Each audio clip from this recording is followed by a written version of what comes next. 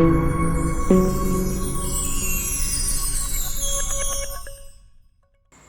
Friends, welcome back to Pravi's magic. ഇന്ന് ഞാൻ വന്നിട്ടുള്ളത് നമ്മുടെ ഒരു സ്വീറ്റ് ഐറ്റവുമായിട്ടാണ്. അപ്പം ഞാനിവിടെ കാണിച്ചിരിക്കുന്ന ഒരു ലഡു ഐറ്റമാണ്. അപ്പം നിങ്ങൾ വിചാരിക്കുമോ ഇതെന്തോ ഒരു എല്ലാവരും കാണിക്കുന്ന ലഡു അല്ലേ, ഇതെന്തോ ഇതിനൊരു പ്രത്യേക ലഡു എന്തോന്ന് വെച്ചാൽ ഇത് നമ്മുടെ റേഷൻ കടയിൽ ഇപ്പോൾ നമുക്ക് കിറ്റൊക്കെ കിട്ടുമല്ലോ. അപ്പോൾ കിട്ടുന്നത് നമ്മുടെ നുറുക്ക് ഗോതമ്പില്ലേ, ആ ഗോതമ്പ് വെച്ചിട്ടുള്ള ലഡുവാണ്. അപ്പം നമ്മൾ ബൂന്തിയൊക്കെ തയ്യാറാക്കി സാധാ ലഡു ചെയ്യൂലേ, അതുപോലെ തന്നെയാണ്. അപ്പോൾ ആ ബൂന്തി ഒന്നും തയ്യാറാക്കണ്ട, അതുപോലെയുള്ള നല്ല സ്വീറ്റായിട്ടുള്ള നല്ലൊരു ലഡുവാണ്. അപ്പോൾ എല്ലാവരും ഒന്ന് ട്രൈ ചെയ്ത് നോക്കണം, എന്നിട്ട് ഫീഡ്ബാക്കൊക്കെ അറിയിക്കണം. ഇനി നമുക്ക് ഇത് ചെയ്യുന്നത് എങ്ങനെയെന്നുള്ള വീഡിയോയിലേക്ക് പോകാം. ലഡു ഉണ്ടാക്കാനായിട്ട് ഞാനിപ്പോൾ ഒരു 250 ഗ്രാമോളം നുറുക്ക് ഗോതമ്പ് എടുത്തിട്ടുണ്ട്. നമ്മുടെ റേഷൻ കടയിൽ നിന്ന് കിട്ടുന്നതാണിത്. ഇത് നമ്മൾ നല്ല പോലെ കഴുകിയെടുക്കണം. ഇത് കഴുകാതെ എടുക്കരുത്, നല്ല പോലെ കഴുകി അതിൻ്റെ വെള്ളമെല്ലാം കഴിഞ്ഞിട്ടാണ് എടുക്കാനുള്ളത്. അപ്പം ഞാനിതൊന്ന് കഴുകിക്കൊണ്ടുവരാം. ഞാനിത് ഫുള്ള് നല്ല പോലെ കഴുകി അതിൻ്റെ അഴുക്കെല്ലാം പോയിട്ടുണ്ട്. നല്ല അഴുക്ക് ഇതിനകത്ത് കാണും. നമ്മൾ നല്ല പോലെ കഴുകിയെടുക്കണം. ഇതെല്ലാം നല്ല പോലെ ഞാൻ കഴുകി അതിൻ്റെ വെള്ളമെല്ലാം കളഞ്ഞെടുത്തിട്ടുണ്ട്. അപ്പോൾ ഇനി നമുക്കിത് ചെയ്യുന്നത് എങ്ങനെയെന്ന് നോക്കാം. പാൻ വെച്ച് നമുക്കൊരു 2 സ്പൂണ് നെയ്യ് ഇതിലേക്ക് ഇട്ട് കൊടുക്കാം. അതൊന്ന് മെൽറ്റായി വരട്ടെ. ആ നെയ്യ് ചൂടായിട്ടുണ്ട്. നമുക്കതിലേക്ക് നമ്മുടെ നട്ട്സ് ഒന്ന് ഇട്ട് കൊടുക്കാം.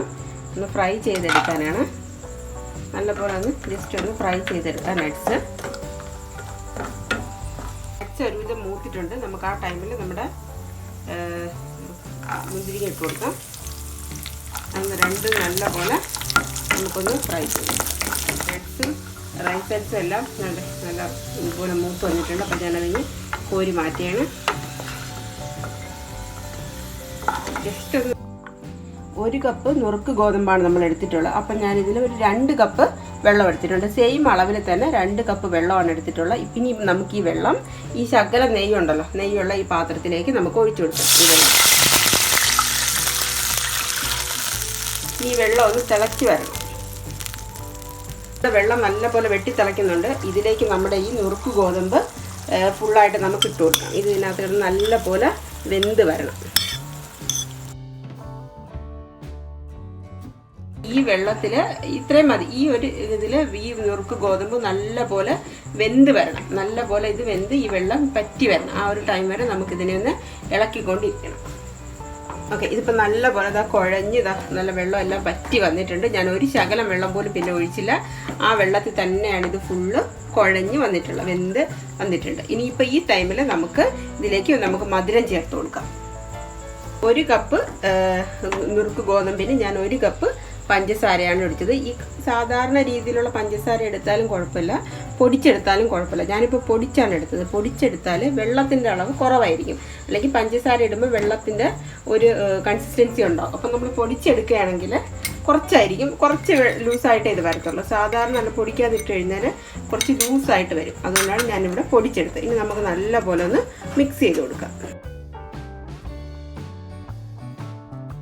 തന്നെ ഇതൊരു ലൂസായിട്ട് വന്നിട്ടുണ്ട്. ഇനി ഇതൊന്ന് പഞ്ചസാരയിൽ കിടന്ന് ഒന്ന് കുറുകി വരണം. ഇത് നല്ലതുപോലെ ഒന്ന് മിക്സ് ചെയ്തെടുത്തിട്ടുണ്ട് പഞ്ചസാര.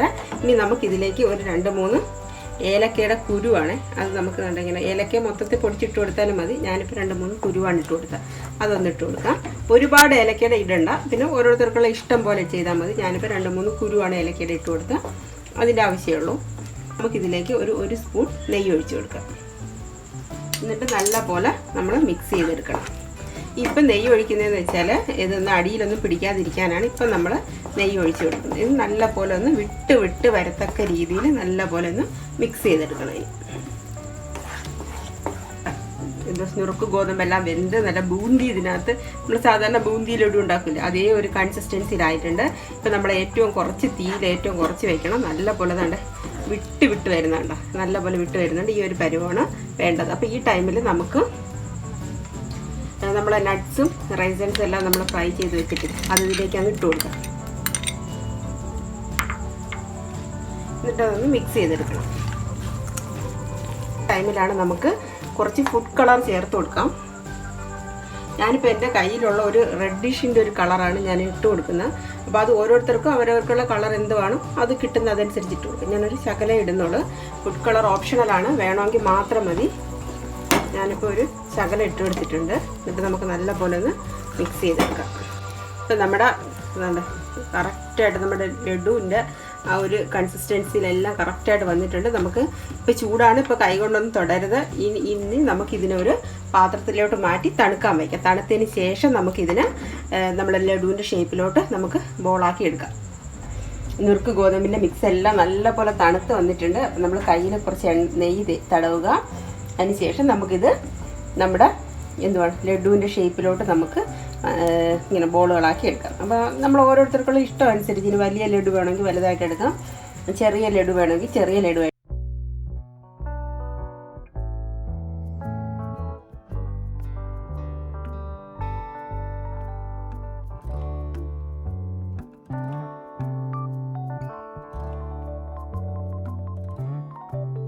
ഗോതമ്പിൻ്റെ ലഡു എല്ലാം ഇവിടെ ശരിയായിട്ടുണ്ട്.